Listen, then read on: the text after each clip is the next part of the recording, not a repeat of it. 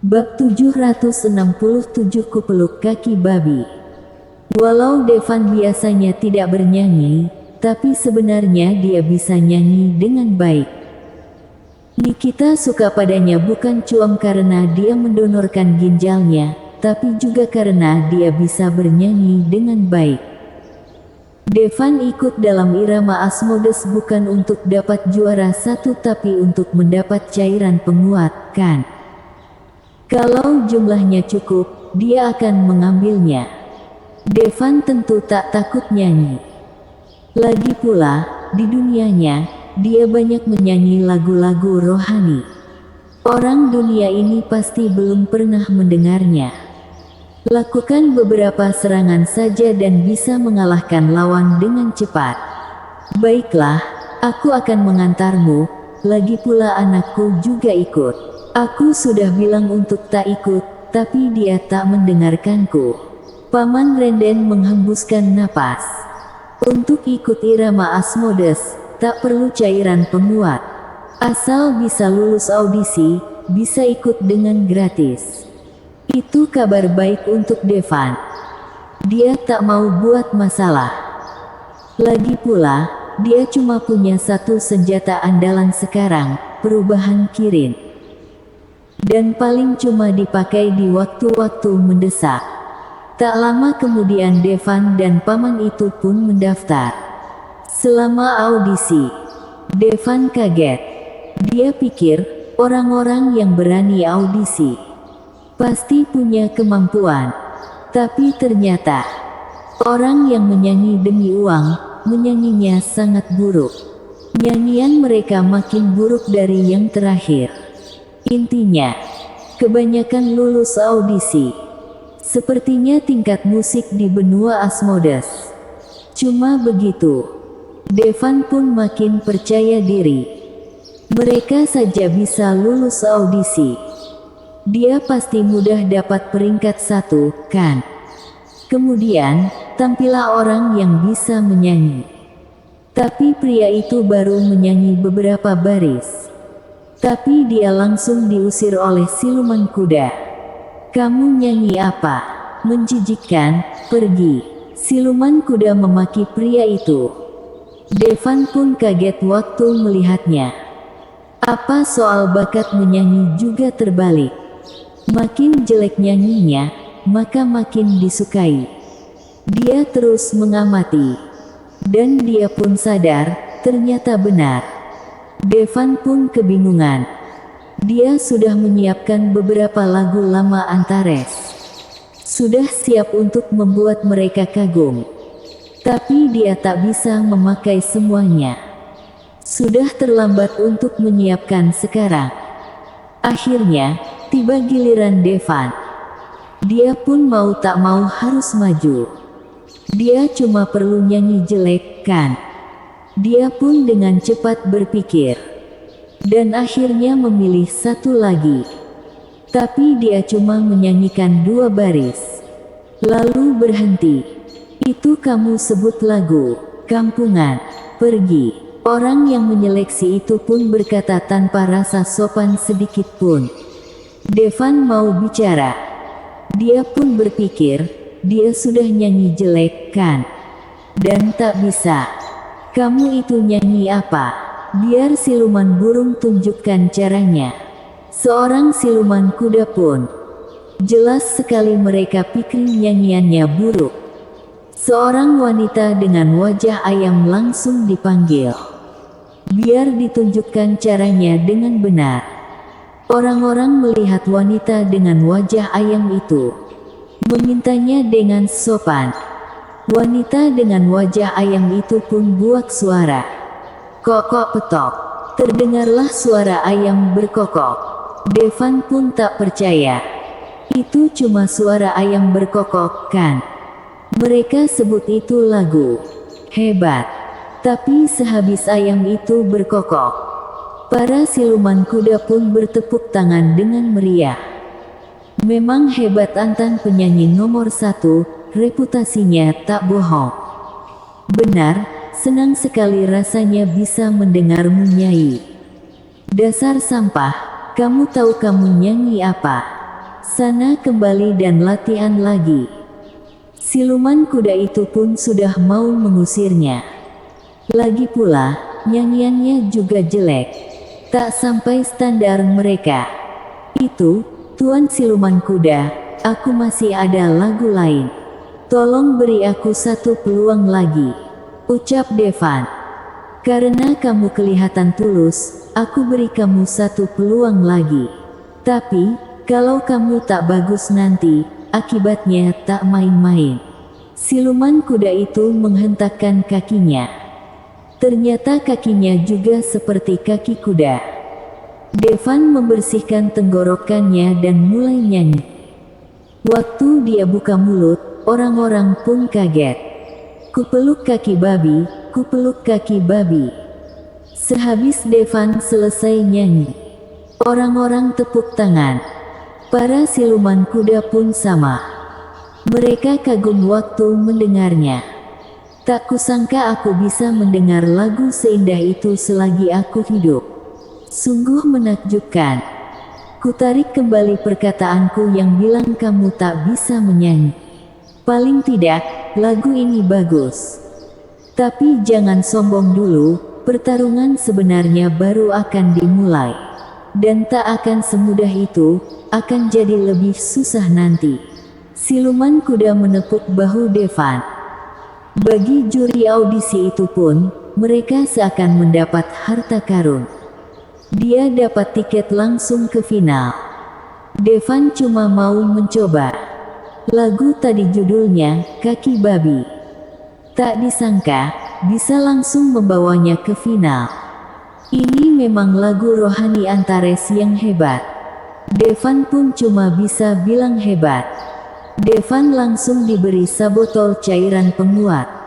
Paman Renden kelihatan iri. Hal seperti itu, orang biasa perlu bertahun-tahun untuk mendapatkannya. Dan Devan dia cuma butuh beberapa menit. Dia ini bisa dibilang lebih menyebalkan dari orang lain. Dan dengan kemampuan Devan, bisa saja dia dapat tingkat pertama. Dan dia akan dapat 10.000 cairan penguat. Itu adalah jumlah yang orang biasa dapat seumur hidup mereka. Devan melihat cairan dalam botol itu. Dia saat ini tak punya kekuatan ilahi atau ilmu pikiran, jadi dia tak tahu itu apa. Benda apa itu? Cepatlah minum. Paman Renden pun menyuruhnya. Devan menganggukkan kepalanya. Lalu dia minum cairan itu. Dia mau tahu minuman itu untuk apa, jadi dia minum saja. Tapi waktu sampai mulutnya, Devan menyingkirkannya. Jaga-jaga kalau saja cairan itu punya dampak yang sama seperti darah peninggalan orang tuanya. Kalau berubah jadi kirin bisa gawat.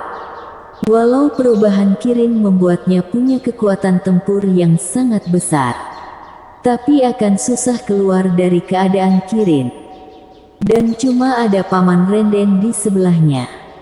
Ada juga beberapa manusia aneh.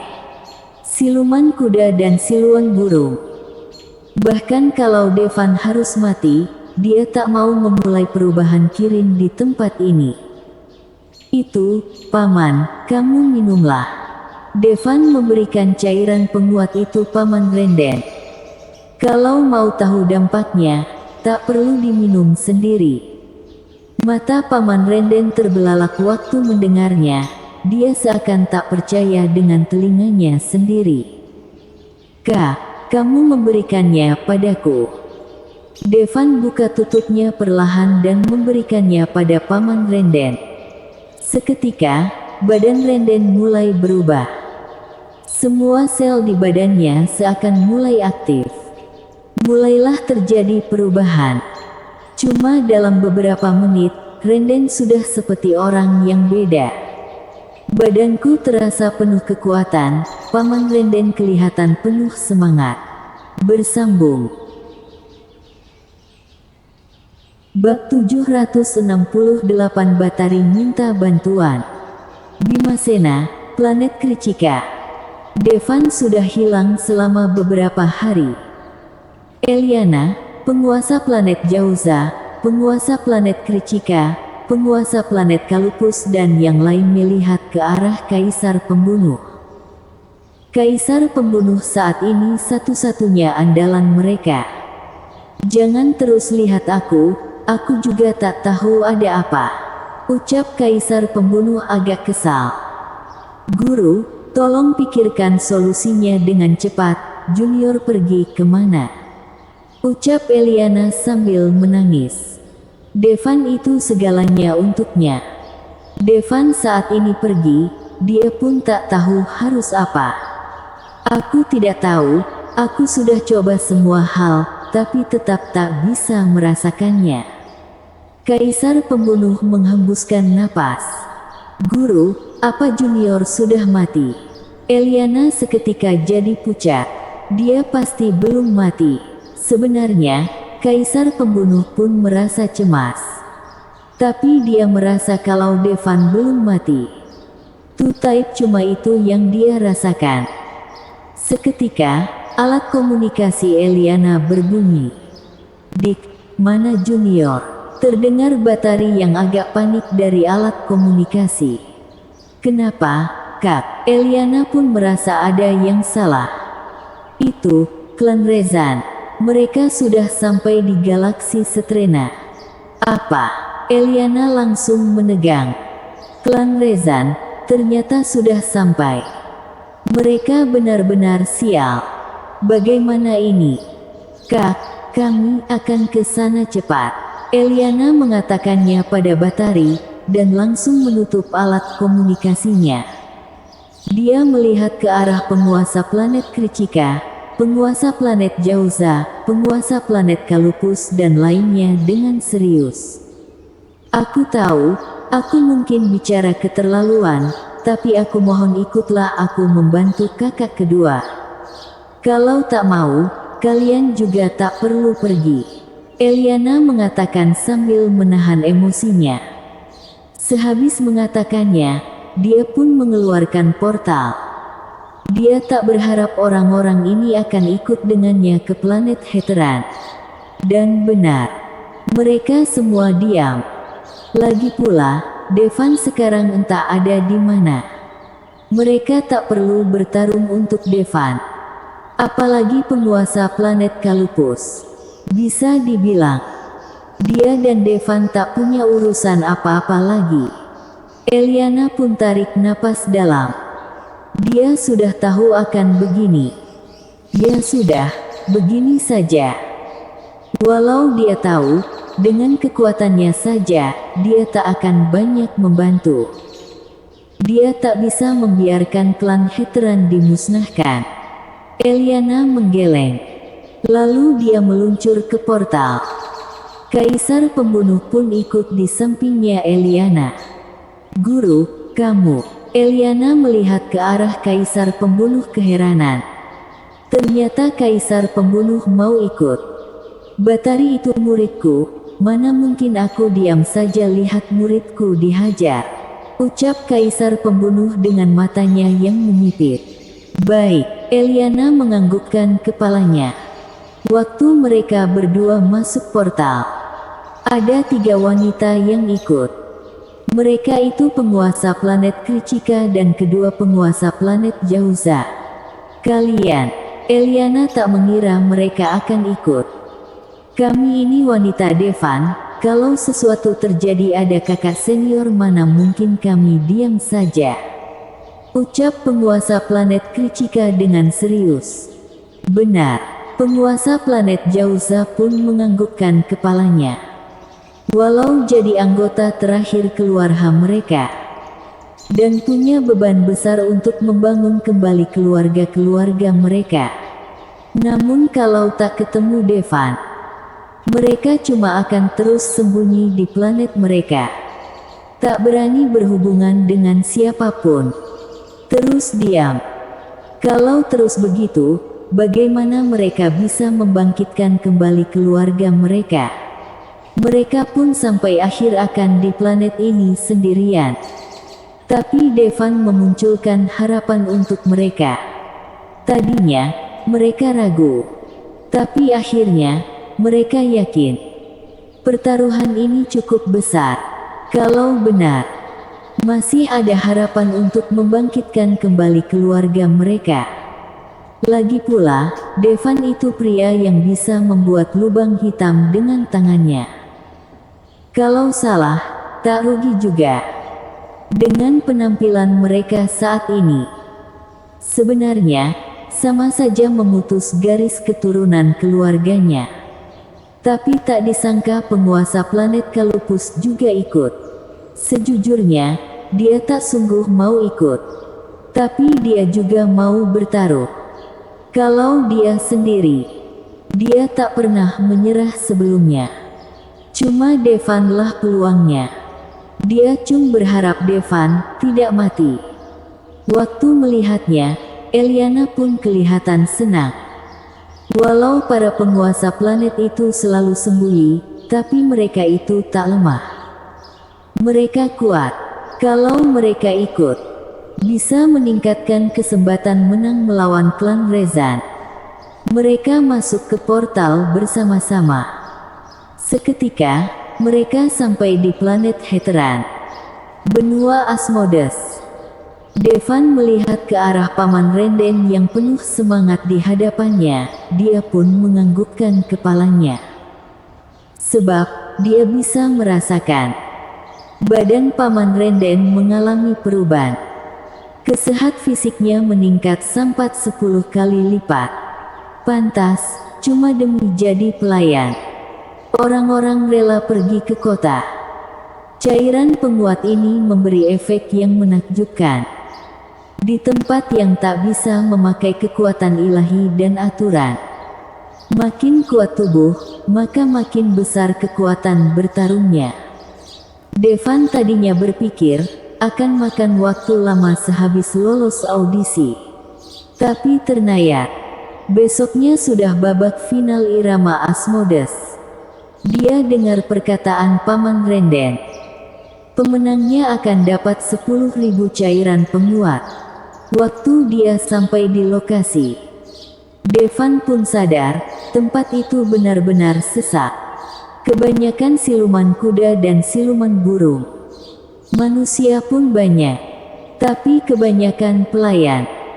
Mereka harus menyajikan teh dan air, menjaga tempat tetap bersih dan melayani orang-orang lain. Dari peserta Irama Asmodes, keadaan mulai memanas. Ada emat orang juri yang menilai. Tadinya wajah mereka tak kelihatan, sebab mereka membelakangi penonton. Mereka akan berbalik kalau menemui peserta yang menakjubkan dan memberikan suara. Biasanya, kalau 3 juri berbalik, itu artinya menang tempat pertama. Keempat juri berbalik cuma pernah terjadi beberapa kali saja.